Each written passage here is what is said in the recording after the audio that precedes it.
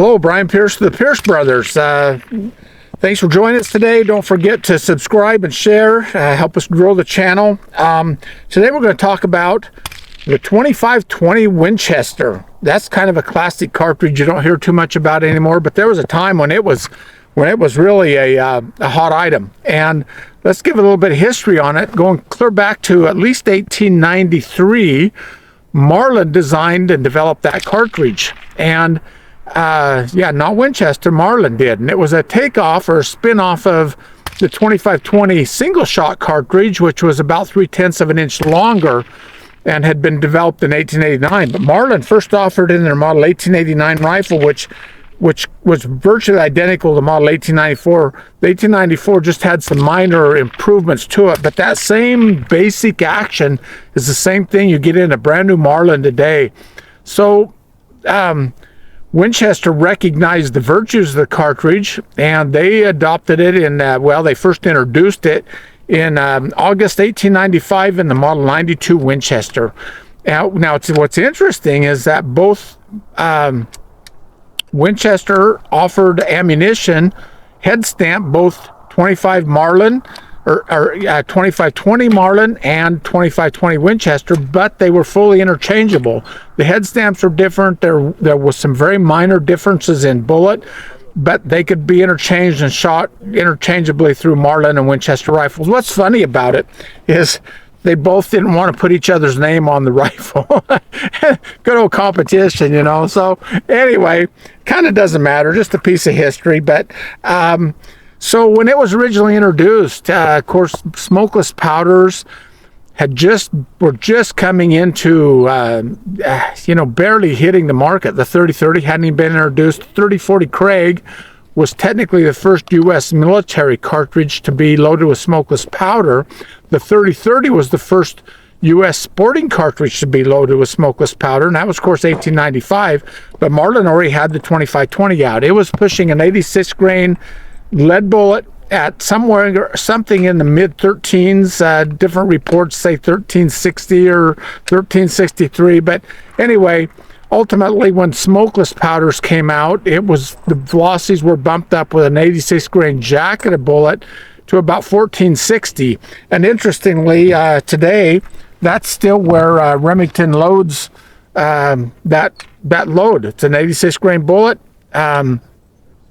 They're listing it at 1460 on the box. My testing of that load tells me that it's actually running about 20,000 psi, and it's doing about 1400. So Winchester still loads it as well. As we know, that 2520 was based on the 3220 neck down. Generally, people think it stood for 25 caliber, 20 grains of black. Technically, those early loads were 25 caliber, of course, 17 grains of black. So, that's just an interesting side note. So, but here's what really got interesting. Okay, so at that time, you got to remember the 22 short, 22 long, 22 long rifle had already been developed. But I'm going to say they weren't really perfected. They fouled, they corroded pretty badly. We didn't have great guns for them at the time. We had, of course, the 1890 Winchester, the little pump action hammer, classic gun, by the way. But it just needed more perfecting. Regardless, it wasn't very popular. And so at that time, I'm going to call them peoples of the earth. They're people that trapped, hunted, farmers, ranchers that needed stuff to dispatch pests and varmints and stuff.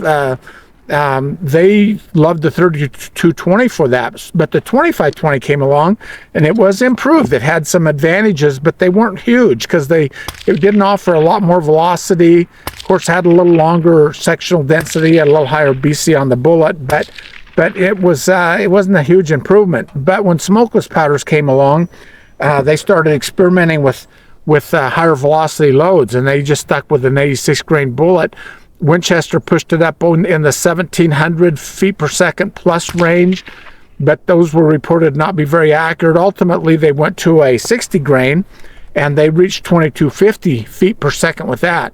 All of a sudden, they had a real varmint cartridge. It was able to go out, really 200 yards and be very effective on, foxes, coyotes, it worked very well. The accuracy of the 60 grain load was actually much improved over the 86. Not that there was anything wrong with the 86, they just didn't have the load really well developed. Now keep in mind, you know, today it's been 100 years since those loads were developed in the 1920s, the high velocity varmint loads.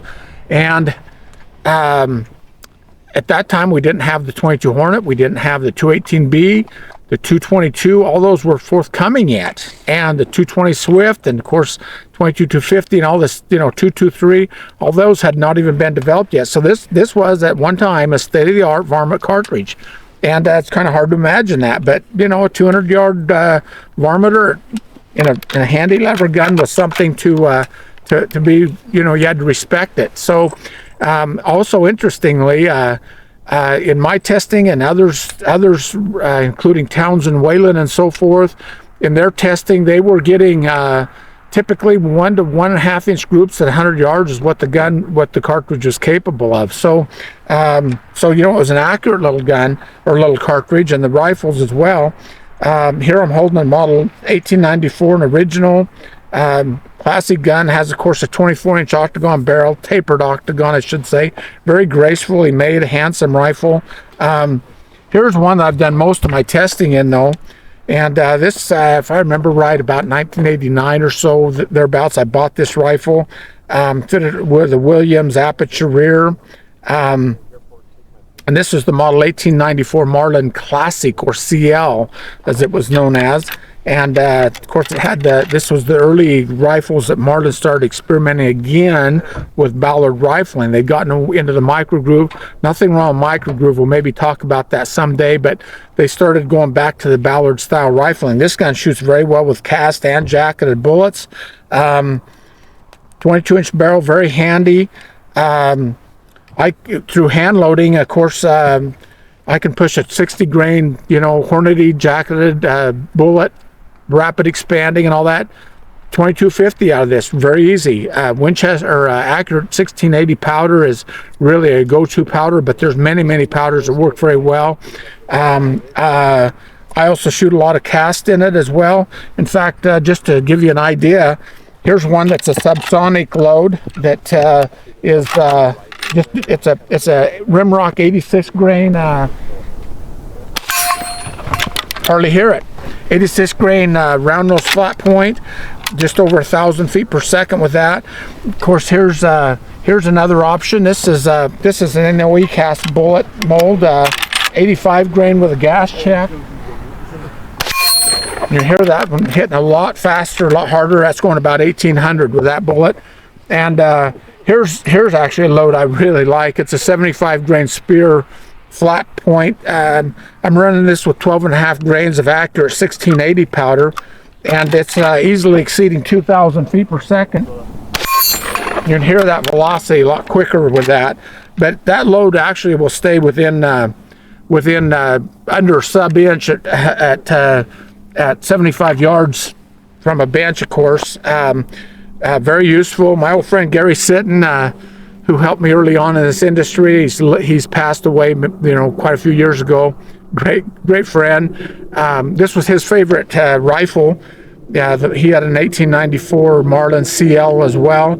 He loved it on jackrabbits. He used to hunt javelina and turkey with it in Texas. I hunted several times with him there, and he loved that cartridge for his small game and pest stuff. And you know, today I still look, I think, what's wrong with the 2520? It's just a great gun. You know, I got to tell you a little story too, because it's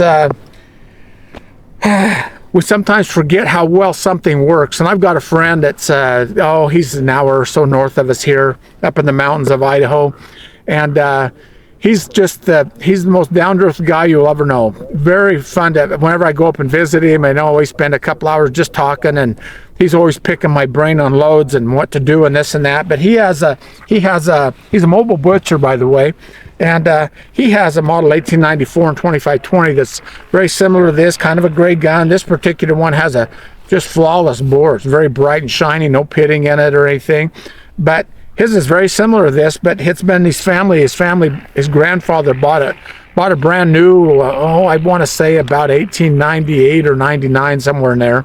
And he uses it to slaughter his cattle, or slaughter, not his cattle, but everybody else's, does mobile butchering. I was up to his place the other day, and a little while back rather, and he was using a cast bullet very similar to this load here that I just shot. His is doing about 1900 feet per second with an 85 grain cast, and of course, I had about a 2,500 pound bull that was belligerent and needed butchered, and he, of course, one shot, and the magical spot, the cross spot in the forehead, if you will, and bingo, there went down a 2,500 pound bull with a little old 25-20. Shows how important shot placement is.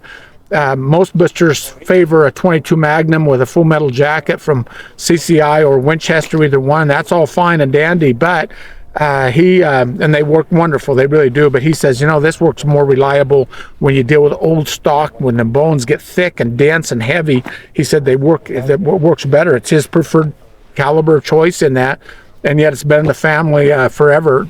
What's interesting is he mounted a reflex sight on it, so it's really kind of odd, but it works for him, and he, of course, shoots cattle sometimes under some tough conditions, and you don't have room for error. So anyway, another thing I was going to mention, one other quick story before we close up here. He was down doing had to do some mobile butchering on a bison rather, technically, and same thing, used that. In spite of that bison skull being thick and heavy, he knew the magical spot, and boom, one shot, that buffalo was down.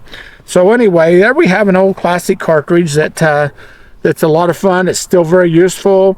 We live in a day when everything's plastic and modern, and everybody's looking for the absolute edge and advantage. But this whole thing, I can load it down and shoot small table fare, not damage any real meat. I can load it up and apparently kill 2,500 pound range bulls too. So anyway, fun cartridge though. It's a great sporting gun, and cartridge still useful today. I enjoy the classic stuff. They work very well, and so anyway, thanks for joining us this day, and we will see you next time on the Pierce Brothers.